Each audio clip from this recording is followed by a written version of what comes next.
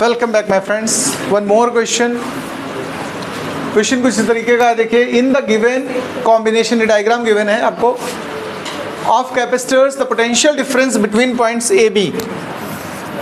ए और बी के between potential difference आपको गिवन है और वो है 40 वोल्ट। Find effective capacitance. एक तो हमें इफेक्टिव कैपेसिटेंस फाइंड करना है ए बी के बिटवीन, उसके बाद में क्या फाइंड करना है, चार्ज ऑन ईच कैपेसिटर। तो चलो पहले नेट कैपेसिटी निकाल देते हैं, इफेक्टिव कैपेसिटी। पहले इनका कॉम्बिनेशन देखो किस सेट में है। देखो ये दोनों सीरीज में है। सीरीज में अगर हम लोग सॉल्व करेंगे तो क्या निकालेंगे भाई, 1/C1 + 1/C2 करते हो कि नहीं करते हो बताओ। तो 1/2 + 1/3 6 एलसीएम होगा। 5/6 पलट दोगे तो क्या बनेगा, ये 1.2। ये माइक्रोफेरेट्स में आ गया।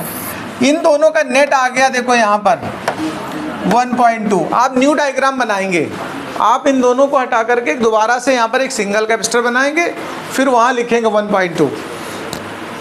वो 1.2 और ये 1 किस कॉम्बिनेशन में दिख रहे हैं आपको बताओ। अच्छा, पैरेलल में। तो अब हम लोग यूज़ करेंगे पैरेलल।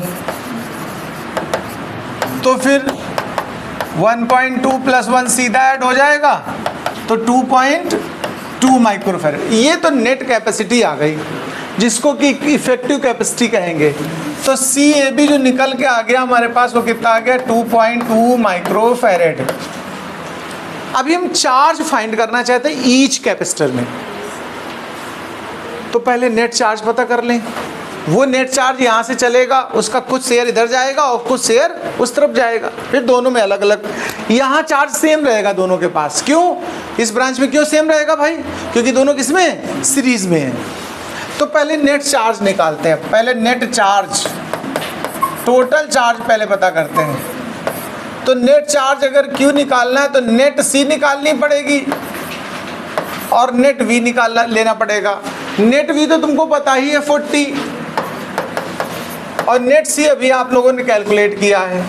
नेट सी हमारा कितना निकला है, 2.2 और नेट वोल्टेज हमारे पास 40 था। तो ये नेट चार्ज कितना आ गया, 88 माइक्रोकूलम। जो टोटल चार्ज यहाँ से कंटिन्यू होगा वो कितना होगा भैया, 88। इसका एक शेयर इस तरफ जाने वाला है। तो ध्यान ये देने वाली बात, इसके और इसके बिटवीन तुमने बैटरी कनेक्ट की है ना भैया जी, बताओ भाई जी। यहाँ तो ये वाली पूरी ब्रांच और ये वाली पूरी ब्रांच पैरेलल है कि नहीं, आप इसे गौर करिएगा। यहीं से मैटर गड़बड़ हो सकता है आपसे। अभी कॉम्बिनेशन में ये हिस्सा गिवन नहीं था डायग्राम में, लेकिन हमने अपने से बनाया। ए और बी के बिटवीन पोटेंशियल डिफरेंस गिवन है 40। तुम्हें देखो, इसका मतलब यहाँ से और यहाँ से एक बैटरी कनेक्ट है आपस में। तो अगर इसको गौर से देखो तो ये 1 जो है और ये दोनों एक साथ सोचो तो ये किस कॉम्बिनेशन में आपस में पैरेलल है। और पैरेलल में जो सप्लाई का वोल्टेज होता है वो दोनों ब्रांच को सेम मिलता है, इक्वल मिलता, वही मिलता है।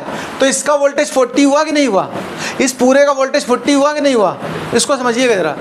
इस पूरे का वोल्टेज 40, इस पूरे का वोल्टेज 40 और दोनों को मिला के भी जो सप्लाई का वोल्टेज वो, तो इसको वोल्टेज कुल मिला के 1 माइक्रोफैराड को कितना मिल रहा है, पोटेंशियल कितना मिल रहा है, 40 मिल रहा है।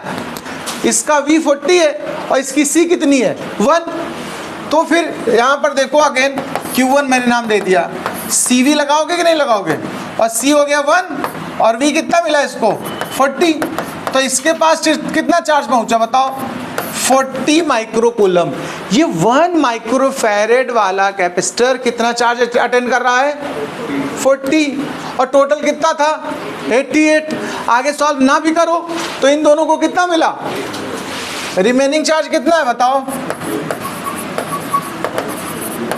88 minus 40। 88 minus 40 is equal to क्या बना, 48 माइक्रोकूलम। और ये दोनों सीरीज में है आपस में, तो दोनों के पास यही होगा। तो अगर इनके नाम अगर हम लिख देते, सपोज करो कैपेसिटर के, इसका नाम C1 कह देते, इसका नाम C2 कह देते, इसका C3 कह देते, तो जरा चार्ज बताना हो तो C1 के पास कितना चार्ज है, 40 माइक्रोकूलम, लेकिन C2 और C3 के पास सेम चार्ज होना चाहिए क्योंकि सीरीज में है, और वो कितना होना चाहिए 48 48। ये हमारा चार्ज का आंसर आ गया, नोट कर लीजिए भाई जी।